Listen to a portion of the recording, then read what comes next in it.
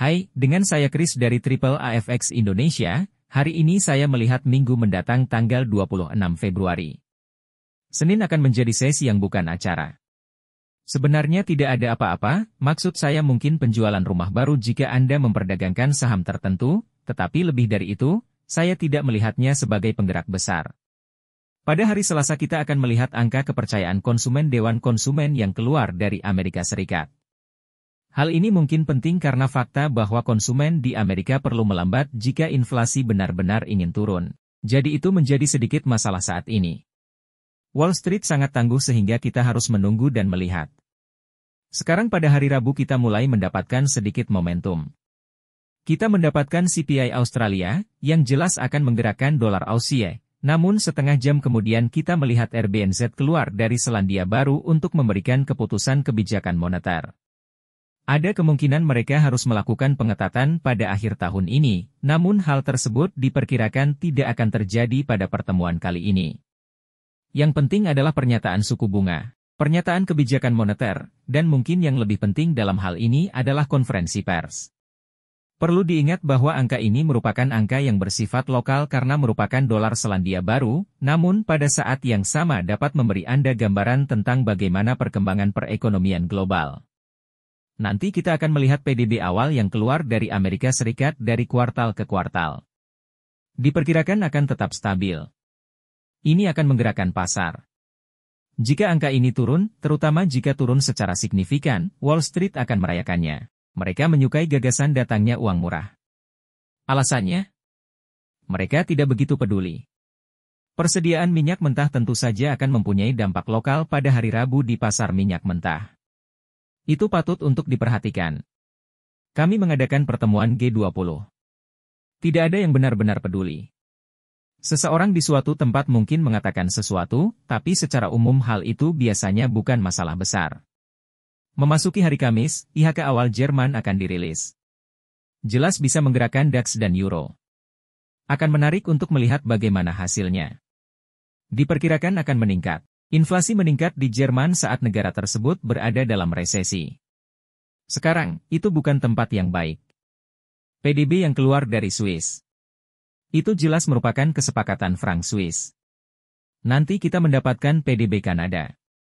Hal ini jelas akan mempengaruhi dolar Kanada dan pasar terkait Kanada. Ini bisa menjadi masalah besar. Indeks harga PC inti ini karena ini adalah sesuatu yang diawasi dengan sangat ketat oleh Federal Reserve.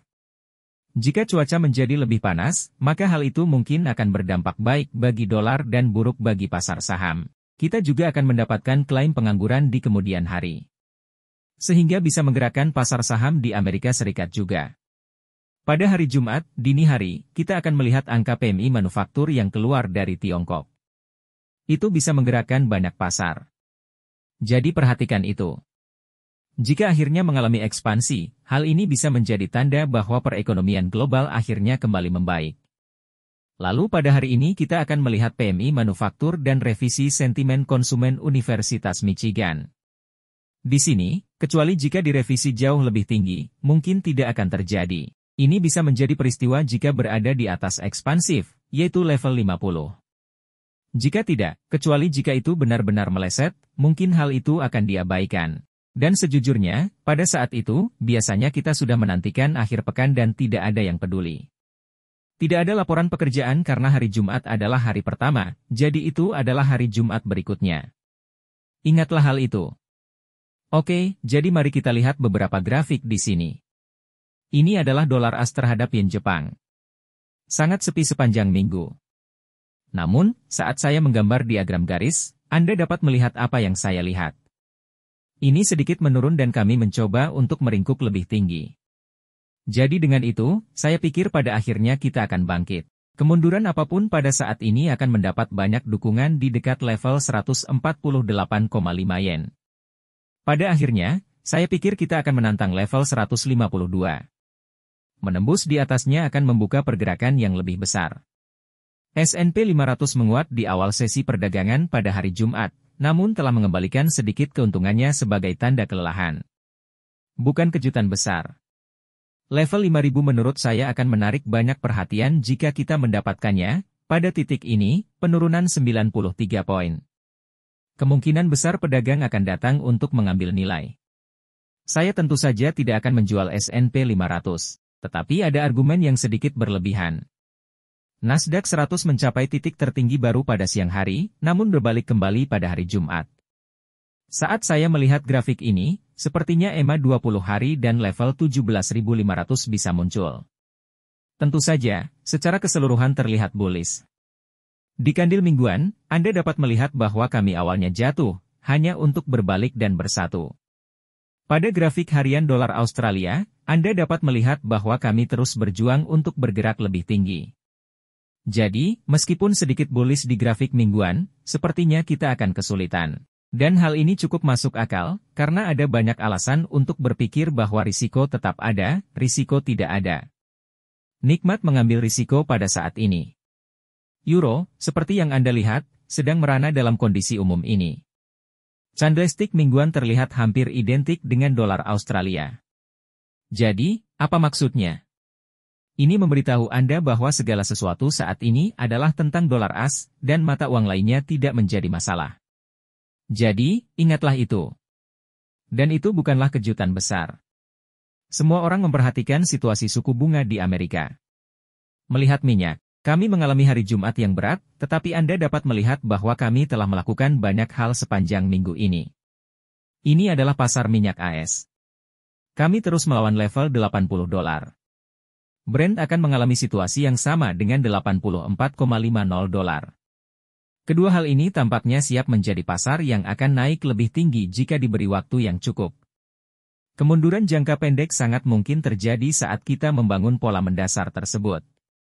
Mengingat, saat kita memasuki musim semi, sangat mungkin bahwa para pedagang akan melihat hal ini melalui kacamata permintaan yang lebih banyak, melalui mengemudi dan terbang, dan bahkan mungkin perekonomian, jika bank sentral di seluruh dunia terus melonggarkan kebijakan moneter, sehingga menjadikan gagasan uang murah meningkatkan kebutuhan energi di industri. Jadi, ini perak. Anda dapat melihat perak memiliki, atau emas, permisi. Anda dapat melihat emas telah berkembang pada hari Jumat hingga akhirnya menembus di atas $20,30 tingkat. Jika Anda melihat kandil mingguan, kelihatannya cukup bagus. Ini mungkin situasi lain di mana Anda lebih memperhatikan dolar AS, atau suku bunga di Amerika, silakan pilih, sama saja. Pada akhirnya, menurut saya kita akan mencapai $20,75. Sekarang, ini perak. Perak awalnya dijual dan kemudian memantul pada siang hari. Namun Anda dapat melihat, kami masih kesulitan dengan $23,50. Apapun di atas sana akan melepaskan perak untuk bergerak lebih tinggi, dan pada saat itu, saya pikir Anda akan mendapat $1. Sementara itu, saya menyukai gagasan membeli kemunduran jangka pendek. Ini menawarkan nilai. $22 di bawahnya telah menjadi lantai keras beberapa kali di masa lalu, dan saya pikir itu mungkin terjadi tahun ini. Kita harus menunggu dan melihat. Jadi, Bitcoin terus melemah, tepat di bawah $52.000. Pada kandil mingguan, Anda dapat melihat mengapa hal itu penting. Kemunduran jangka pendek di sini bisa membuka pergerakan ke $47.500, dan sejujurnya, menurut saya itu bukan ide yang buruk. Ya, kami mendapatkan ETF. Semua orang bersemangat. Ini adalah hari mereka mengumumkan ETF. Kami pecah dan kemudian berbalik dan jatuh. Itu adalah uang pintar yang menyerahkan uangnya kepada pengecer. Pedagang eceran membiarkan pedagang eceran menerima pukulan $8.000. Saat semua orang tidak menjual apapun kecuali cadangannya, Wall Street kembali masuk dan mengambilnya. Itu buku pedomannya. Mereka ada di sana untuk menjual saham kepada Anda, dalam hal ini, ETF. Ya, hal ini mempengaruhi Bitcoin karena perusahaan induk ini sekarang harus masuk, membeli dan menjual, dan beberapa dari mereka memiliki sekitar 200,000 Bitcoin. Jadi, itu cukup untuk menggerakkan pasar. Ini telah menjadi pasar institusional. Ini adalah segalanya yang tidak diinginkan siapapun, kecuali, tentu saja, Anda berada di Wall Street. Jadi, waspadai fakta bahwa ini adalah pasar yang tahun ini akan berubah cukup drastis. Nilai tukar dolar terhadap dolar Kanada telah lebih terpotong dibandingkan mata uang lainnya sepanjang minggu ini. Dan menurut saya kita hanya berkisar antara $133,50 dan $136. Sebenarnya tidak banyak yang terjadi di sana. Dolar AS terhadap franc Swiss. Kami terus melihat pemulihan. Kami menembus lebih tinggi. Kami kembali. Kami menemukan dukungan. Kita menembus lebih tinggi lagi. Grafik mingguan membentuk pola hammer, terlihat sangat mirip dengan pasar yang ingin naik lebih tinggi. Sekarang, ketika saya melihat dunia forex, ini belum tentu merupakan cerita dolar. Ini adalah kisah franc Swiss. Franc Swiss terlihat sangat mirip terhadap sebagian besar mata uang, dan oleh karena itu kita tidak akan terkejut jika kita melihatnya. Faktanya, saya akan mempertemukan franc Swiss dengan pound Inggris di sini, pound Swiss. Lihatlah kandil mingguan ini. Sepertinya kami mengancam 112 dolar. Jika kita dapat memecahkannya, maka akan membuka pintu ke 115 dolar. EMA 200 harian di bawahnya terus menawarkan dukungan. Jadi, saya pikir banyak orang akan memperhatikan hal itu. Dan pada penutupan harian di atas 112 dolar, saya pikir kita mendapat 300 pips lagi. DAX mengalami hari Jumat yang menarik. Kami mundur setelah langkah besar-besaran ini pada hari Kamis. Dan kandil mingguan terlihat seperti itu. Ini adalah pasar yang siap untuk naik lebih tinggi. Kami sekarang memiliki 17.000 sebagai batas bawah jangka pendek, dan pastinya 16.250 euro juga. Dan itu dengan asumsi kita bisa mencapainya. Banyak orang yang mengandalkan pemotongan suku bunga ECB, dan hal ini membuat Jerman bersemangat. FTSE 100 terus membangun bagian bawah yang bulat dan besar ini, yang berantakan. Anda dapat melihat minggu ini cukup sibuk. Jika kita bisa menyingkirkan 7.800, maka FTSE 100, atau UK 100, bisa terus naik lebih tinggi. Sampai saat itu, saya pikir Anda melihat kemunduran sebagai peluang pembelian jangka pendek. Dow Jones 30 yang awalnya menguat, mengembalikan sebagian kenaikannya pada sore hari. Saya pikir kami sedang mencari area untuk mundur. Apa itu, saya belum tahu. Namun menurut saya Anda menghadapi situasi di mana level 37.050 akan segera digantikan. Saya harus menunggu dan melihat bagaimana keadaannya. Menurut lonjakan terbaru, itu akan berada di sini di 38.587. Tapi saya belum tahu apa yang saya baca di dalamnya. Saya pikir itu hanya beli saat turun, titik. Pound Inggris telah sedikit menguat selama sesi perdagangan pada hari Jumat, dan kemudian mengembalikan keuntungannya. Dalam pola yang sama yang kita lihat di Aussie dan Euro terhadap dolar AS. Saat Anda melihat grafik mingguan, saya rasa ini adalah minggu yang baik. Namun kita masih terjebak di kisaran 250 pip ini. Saya tidak tahu apakah kita akan keluar dari situ dalam waktu dekat. Nikkei 225 terhenti pada hari Jumat, tapi ini adalah hal yang baik, karena kita telah melihat peningkatan besar-besaran. Fakta bahwa orang-orang bersedia mempertahankan hal ini hingga akhir pekan menunjukkan banyak hal. Perlu juga diperhatikan, namun, kami naik sekitar 19% dalam 1, 2, 3, 4, 5, 6, 7 minggu. Jadi itu mungkin sesuatu yang perlu diingat. Hal ini memberitahu saya bahwa Anda tidak ingin memperpendek pasar ini. Namun yang mungkin ingin Anda lakukan adalah menemukan nilai. Dolar peso Meksiko terus bergerak sideways dan tidak menghasilkan apa-apa. 1662 level adalah lantai utama di pasar ini. Pada grafik bulanan Anda dapat melihatnya. Di grafik mingguan Anda bisa melihatnya. Jika saya cukup memperkecil tampilannya, Anda dapat melihat apa yang saya lihat. Jadi seperti keadaan umum ini, kami mencoba mencari dasar.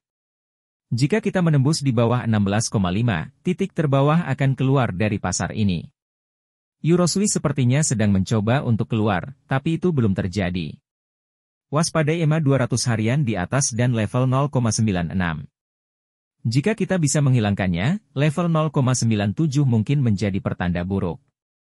Jika tidak, kemunduran pada saat ini akan mencapai 0,9450 tingkat menawarkan dukungan. Ethereum terus berisik.